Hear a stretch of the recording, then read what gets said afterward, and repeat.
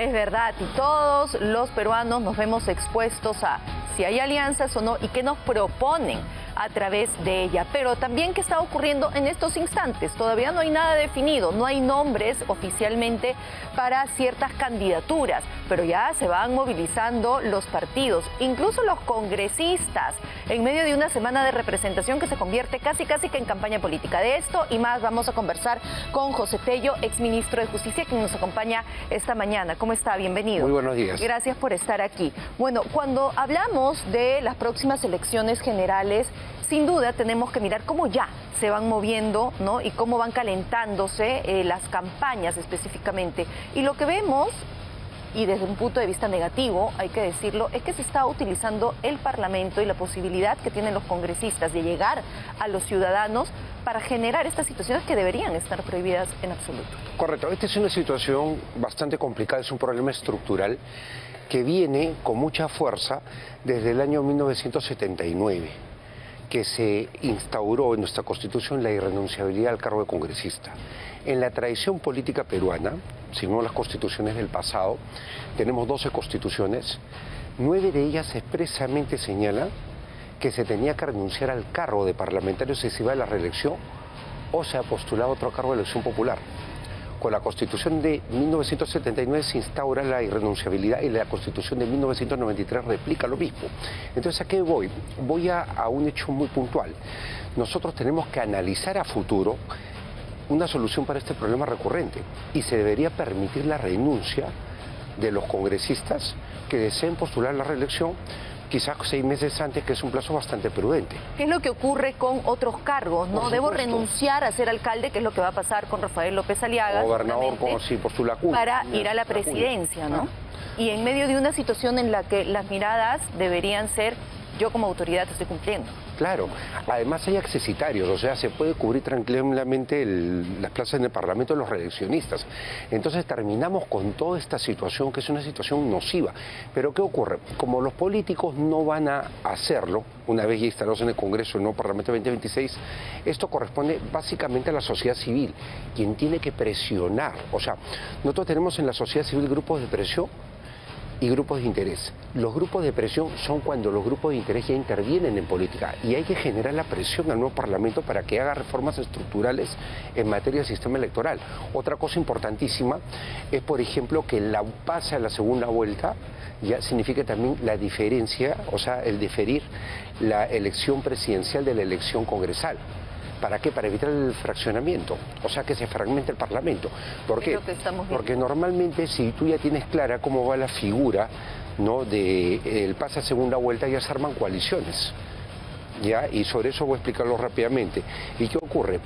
La posibilidad de que tengas un Parlamento más cohesionado entre oposición y oficialismo, dependiendo del resultado final de la segunda vuelta, permite tener menos figuras, pues, o sea, de tránsfugas y demás cosas que son indeseables hoy en día y que generan tanto problema y desprestigio en el corto plazo con el Congreso. Ahora, eso va de la mano también con que los partidos políticos elijan a figuras que realmente estén interesadas en mantener una vida política, no solamente en ser protagonistas mediáticos, tener el dinerito en el bolsillo y luego me voy con eso y ya no me importa el país. Pero justamente hablando de lo que usted señala, estas posiciones o estas libertades que tienen los congresistas no solamente es para hacer campaña a una reelección o a algo muy propio e individual, sino para hablar de política en general y para terminar favoreciendo también al partido. Hoy por hoy lo que se pretende desde el Congreso es incluso flexibilizar las normativas que permitan que un parlamentario, cuando esté en semana de representación, pueda ir a hacer campaña política para el partido, para cualquiera. Hay una iniciativa del señor Alegría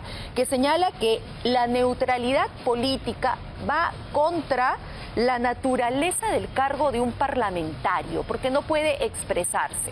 Entonces, ¿cómo podemos modificar o no esa normativa? Porque va a depender del propio Parlamento. Ese tema es un tema de análisis. En cierta forma no deja de tener razón, porque efectivamente, pues, los congresistas legislan, representan y además fiscalizan. Y sobre todo en la representación viene un tema de representar a los electores, al sector de la población que los colocó ahí, obviamente con el partido que los auspició.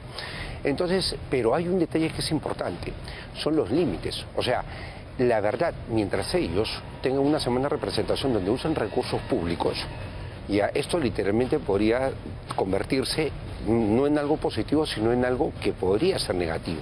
Por eso vuelvo a señalar, la solución de fondo es que ellos pueden renunciar para reelegirse. Pero si vamos, o sea, a temas inmediatos, deberían apegarse todavía al principio de neutralidad, que no, o sea, hace sección entre ninguna autoridad, un ministro de Estado, la propia Presidenta de la República, los parlamentarios, los gobernadores y alcaldes, todos tienen que observar el hecho de, en un acto oficial, usando el cargo que tienen, o si no, en la medida en que ellos participen en eventos que a veces no son oficiales, pero donde los invitan, digamos, como autoridades. Si se dan estos tres supuestos y no pueden ellos hablar en favor o en contra de un partido político o de una determinada candidatura. Y hoy en día que no hay candidaturas, no pueden hablar de partidos políticos. Pero es un poco apelar al criterio de cada autoridad y la verdad es que vemos que no van en esa misma línea. ¿Cuáles son las sanciones que deberían recibir o no? El Jurado Nacional de Elecciones lo que dice hasta el momento es que está analizando hasta 3.000 casos de infracción electoral de diferentes autoridades locales, regionales. Entonces, ¿cómo se va a manejar esa situación? Hay un detalle que es importantísimo, ¿ya? Y ahí debemos tomarlo en cuenta. El tema de la neutralidad, por si acaso, no es algo que lo maneje el Jurado Nacional de Elecciones cuando se trata de una autoridad en ejercicio del cargo que no postula a un cargo, o sea, que no es candidato. En ese momento, el jurado lo que hace es hacer un procedimiento en el cual recibe la denuncia del fiscalizador, le corre traslado a la autoridad infractora para que dé sus descargos en 24 horas, evalúa si esto se va o no al Ministerio Público, a la entidad de origen, y si no también a la Fiscalía, porque acá hablamos pues ya de ilicitud. Entonces, cuando nosotros observamos eso, vemos pues que este procedimiento en sí no genera pues esa sanción pecuniaria. Y por otro lado, es importante señalar que de alguna otra manera pues al jurado lo limita, y es justamente algo que también debemos ver, porque nosotros debemos o flexibilizar el tema de la neutralidad con los parlamentarios, pero con la renunciabilidad al cargo, para que hagan toda la política que quieren, sobre todo en la etapa electoral, y debemos pensar justamente también cómo manejar el tema de la neutralidad hacia el futuro, porque estamos viendo que muchas autoridades nacionales, regionales y municipales literalmente pues están tomando ya el tema de la defensa política, porque están, o sea, sea por sus partidos políticos o por propia decisión, ya prácticamente tomando el formato de candidaturas. Bueno, y es por eso que también se tiene en la mira a muchos, ¿no? El día de hoy autoridades que están utilizando incluso actividades o eventos públicos y oficiales para hablar de ciertos temas. Muchísimas gracias por haber estado con nosotros esta mañana. Muy buenos días.